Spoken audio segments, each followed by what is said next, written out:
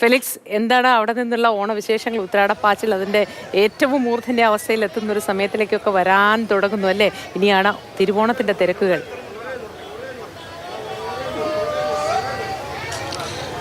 മോത്തി, കണ്ണൂരിനെ സംബന്ധിച്ചിടത്തോളം മഴയൊന്ന് മാറി നിന്ന സമയത്ത് ആളുകൾ ധാരാളമായി മാർക്കറ്റിലേക്ക് ഇറങ്ങിയിട്ടുണ്ട്. കാരണം ഉത്രാടമായതുകൊണ്ട് രാവിലെയൊന്നും അത്രയധികം ആളുകൾക്ക് ഇറങ്ങാൻ കഴിഞ്ഞില്ല, കാരണം വലിയ മഴയായിരുന്നു.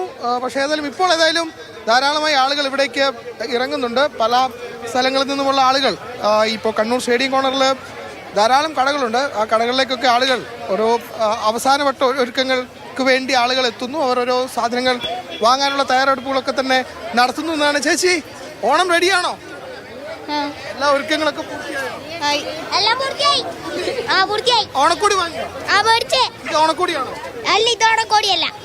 ഓണക്കോടി ഓണക്കോടി വീട്ടിലുണ്ട്. പായസം വെച്ചോ വീട്ടില്? ഇല്ല. എന്നാ വെക്കുന്നേ? ബിരിയാണി. സദ്യ വെക്കുന്നില്ല? സദ്യ ബിരിയാണി മതി. ഓണത്തിനെല്ലാം തയ്യാറാണോ? ഓണക്കോടിയൊക്കെ എടുത്തോ? ഓണ പേരെന്താ? പ്രാർത്ഥന. ഇത് ഓണക്കോടിയാണോ? ഇത് ഓണത്തിനൊരു പാട്ട് പാടിയാണോ? ഓണറിയാമോ? നമുക്കറിയില്ല. അപ്പൊ ഏതായാലും കുട്ടികളൊക്കെ അവസാനം എല്ലാവരും ഫാമിലി ആയിട്ട്, കുഞ്ഞു കുട്ടികൾ, പ്രായമായവരൊക്കെ ഏറ്റവും അവസാനം ഉത്രാടത്തിനായി തന്നെ ഉത്രാട ദിനത്തിന്റെ ഭാഗമായി തന്നെ ഇവിടേക്ക് എത്തിയിട്ടുണ്ട്. അങ്ങനെ ഓരോ സാധനങ്ങൾ വാങ്ങിച്ചുകൊണ്ടിരിക്കുകയാണ്. മാർക്കറ്റിൽ നല്ല തിരക്കുണ്ടല്ലേ? തുണികളും ഒക്കെ അവസാന വട്ടം വാങ്ങാൻ നിൽക്കുന്നവരുടെ നിര കാണാം. വാങ്ങിയല്ല? സദ്യവട്ടത്തിനുള്ള പച്ചക്കറി എല്ലാം വാങ്ങിയോ? എല്ലാം വാങ്ങി. സദ്യ തന്നെയാണ്. നാളെ ആഘോഷമാണ്, അടിച്ചുപൊളിയാണ്.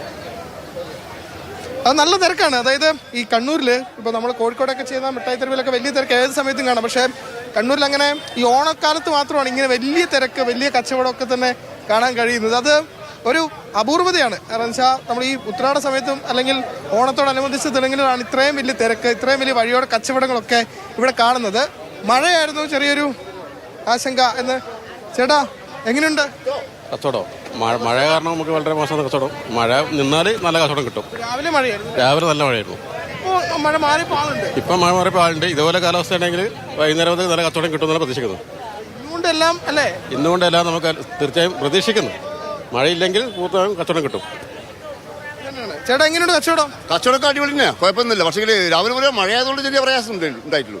പിന്നെ അതിനുശേഷം ഇപ്പം കുറച്ച് ഒരു തിരക്ക് ഇപ്പം നല്ല തിരക്കായിട്ട് വരുന്നുണ്ട്. ഇന്നും വൈകുന്നേരത്തേക്ക് നല്ലൊരു കഴിവായിട്ട് ഉണ്ടാവുന്ന പ്രതീക്ഷ മനസ്സിലുണ്ട്. ഓക്കെ, ഓണം അടിച്ചു പൊളിക്കണ്ടേ? പിന്നെ ഒരു കൊല്ലത്ത് ഒരിക്കൽ കിട്ടുന്നല്ലേ, അപ്പൊ നമ്മൾ അടിച്ചു പൊളിക്കണ്ടേ? അതെന്തായാലും അടിച്ചു പൊളിക്കണം. അതൊക്കെ വീട്ടിലൊക്കെ നടന്നുകൊണ്ടിരിക്കുന്നുണ്ട്. അതിപ്പോ എന്തായാലും സദ്യ സാധാരണ വെക്കാറുണ്ട്. അത് എന്തായാലും ഓണത്തിനുള്ള സദ്യകൾ കൃത്യമായിട്ട് വെക്കും ചെയ്യും. ഓണക്കൊടി നമ്മുടെ ഇഷ്ടംപോലെ എടുത്തിട്ടുണ്ട്. എന്നാലും നമ്മൾ ഇനിയും എടുക്കും.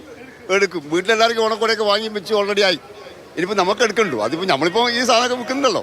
അതുമായി ബന്ധപ്പെട്ട് നമുക്ക് എനിക്കടക്കം കച്ചവടമാണെങ്കിൽ നമ്മൾ ഓണാഘോഷം അടിച്ച് പൊളിക്കും.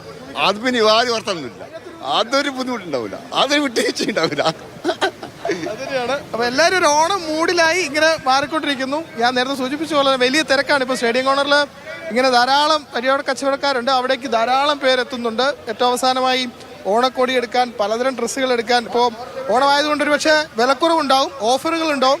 അതുകൊണ്ട് തന്നെ ആളുകൾ ധാരാളമായി ഇവിടേക്ക് എത്തുന്നുണ്ട്. അങ്ങനെ തകൃതിയായി കച്ചവടം പൊടിപൊടിക്കുന്നു, ആളുകൾ ധാരാളമായി എത്തുന്നു. അങ്ങനെ വലിയൊരു ഓണം മൂഡിലേക്ക് നാട് എത്തിക്കഴിഞ്ഞു എന്ന് തന്നെ പറയാം.